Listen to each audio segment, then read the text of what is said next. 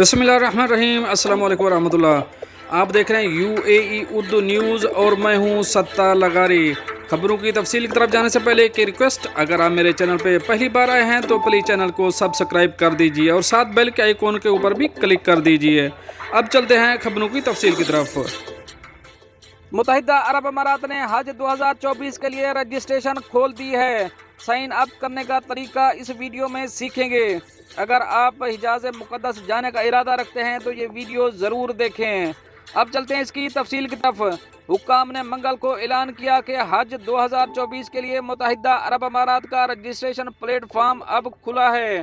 اسلامی امور اور اوقاف کی جنرل اتھارٹی اوقاف نے حجاج کرام کو یاد دلایا ہے کہ رجسٹریشن صرف 21 دسمبر تک کھلی رہے گی، اس کے بعد بند ہو جائے گی۔ اوقاف نے متحدہ عرب امارات میں رہنے والوں کے لیے رجسٹریشن کے عمل کی وضاحت کرتے ہوئے ایک مرحلہ وار گائیڈ جاری کی ہے۔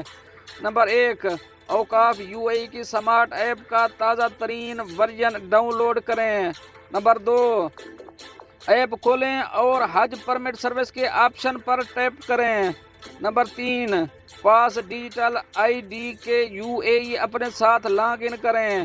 نمبر 4، ایک بار لاگ ان ہونے کے بعد ایک رجسٹریشن آئیکن ساتھ مراحل کی ایک سیریز ظاہر ہوگی۔ رجسٹر آئیکن پر ٹیپ کریں اور طریقہ کار پر عمل کریں۔ یقینی بنائیں کہ تمام ذاتی تفصیلات درست ہیں۔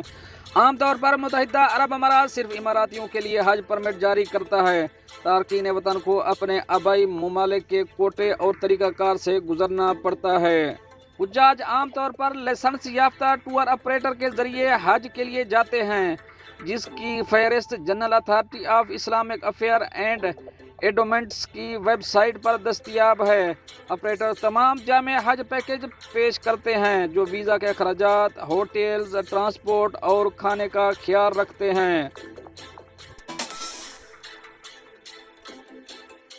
UAE کے قومی دن کے موقع پر راس الخیمہ نے بھی جرمانے میں 50% کا اعلان کر دیا۔ اب اس خبر کی تفصیل۔ متحدہ عرب امارات کے 52ویں یونین ڈے کے موقع پر راس الخیمہ نے محکمہ پبلک سروسز نے پورے دسمبر میں امارات میں عام جرمانے کی قدر میں 50% کمی کا اقدام متعارف کرایا ہے۔ یہ اقدام محکمہ کے وسیع تر اقدامات سے ہم آہنگ ہے جو بیداری کو فروغ دیتے ہیں اور ایک صحت مند اور پائیدار کمیونٹی کے لیے ماحولیاتی نگہداشت کی ثقافت کو فروغ دیتے ہیں۔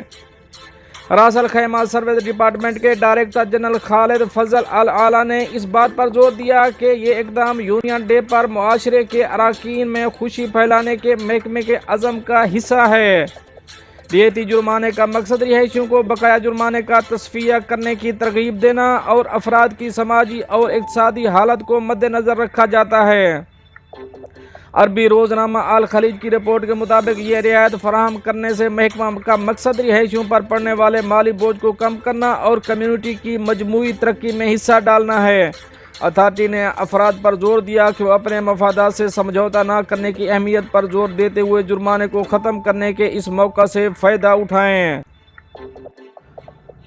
دوستو، یہ تو تھی ایک اہم اپڈیٹ جو آپ دوست شیئر کری ہے۔ ملتے ہیں نیکسٹ اپڈیٹ کے ساتھ نیکسٹ ویڈیو میں، تب تک کے لیے اللہ حافظ۔ نائجیریا کی فوج نے غلطی سے محفل میلاد پر ڈرون گرا دیا، 85 ہلاک۔ ان للہ و انا الیہ راجعون۔ اب اس خبر کی تفصیل۔ نائجیریا میں فوج نے باغیوں کے خلاف آپریشن کے دوران غلطی سے اپنے ہی شہریوں پر ڈرون گرا دیا، جس کے نتیجے میں 85 افراد ہلاک اور 60 سے زائد زخمی ہو گئے۔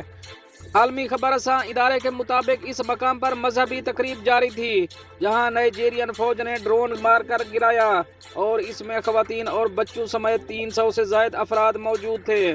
الجزیرہ کے مطابق نائجیرین فوج نے ریاست کدونا کے ایکابی کونسل کے ایریا کے گاؤں ڈونڈن بیری میں اکثریت پسند باغیوں کے اجلاس کی اطلاعات پر ڈرون حملہ کیا، لیکن وہاں میلاد النبی صلی اللہ علیہ وآلہ وسلم کی تقریبات جاری تھیں۔ فوج کے ترجمان نے افسوس کا اظہار کرتے ہوئے کہا کہ اس واقعے کی انکوائری کرائی جائے گی اور یقین دلایا کہ آئندہ ایسا کوئی واقعہ پیش نہیں آئے گا۔ ایمنسٹی انٹرنیشنل نائجیریا نے دعویٰ کیا ہے کہ حملے میں 120 افراد ہلاک ہوئے، جبکہ نیشنل ایمرجنسی مینجمنٹ ایجنسی کے مطابق 85 افراد جاں باک ہوئے۔ خیال رہے کہ فروری 2014 میں نائجیریا کے ایک فوجی طیارے نے بورونو اسٹیٹ میں بم گرایا تھا، جس کے نتیجے میں 20 شہری ہلاک ہوئے تھے، جبکہ ستمبر 2022 میں حادثاتی بم دھماکوں کے کم از کم 14 دستاویزی واقعات ہوئے ہیں۔ اب چلیں گے اپنی نیکسٹ اپڈیٹ کی طرف۔ برطانیہ آنے والے لوگوں کی تعداد کو کم کرنے کے لیے سخت قوانین۔ اب اس خبر کی تفصیل۔ کنزرویٹو حکومت نے برطانیہ آنے والے لوگوں کی تعداد کو کم کرنے کے لیے کریک ڈاؤن شروع کیا ہے۔ ہنرمند کارکنوں کے لیے برطانیہ آنے کے لیے کم از کم اجرت کی شرط کو 26,200 سے بڑھا کر 38,700 کر دی ہے۔ غیر ملکی میڈیا کے مطابق ہیلتھ اور سوشل ورکر ویزے پر آنے والوں کو زیادہ تنخواہ کی حد سے استثناء دیا گیا ہے۔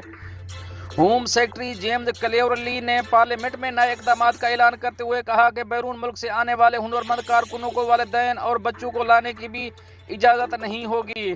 برطانوی وزیر داخلہ نے کہا کہ غیر ملکی طلباء اپنے قریبی رشتہ داروں کو برطانیہ نہیں لا سکیں گے۔ اس سے قبل برطانیہ کی حکومت نے کم از کم اجرت میں اضافے کا اعلان کیا تھا۔ غیر ملکی میڈیا کے مطابق آئندہ سال اپریل سے فی گھنٹہ کی کم از کم اجرت 11.44 پاؤنڈ ہوگی۔ فی الحال نیشنل لیونگ ویج 23 سال سے زیادہ عمر کے بچوں کے لیے 10.42 پاؤنڈ ہے۔ پہلی بار تنخواہ میں اضافے کی یہ شرح 21 اور 22 سال کے افراد پر لاگو ہوگی۔ واضح رہے کہ کم پے کمیشن کی جانب سے چانسلر کو تنخواہ میں اضافے کی سفارش کی گئی تھی۔ اب چلیں گے اپنی نیکسٹ اپڈیٹ کی طرف۔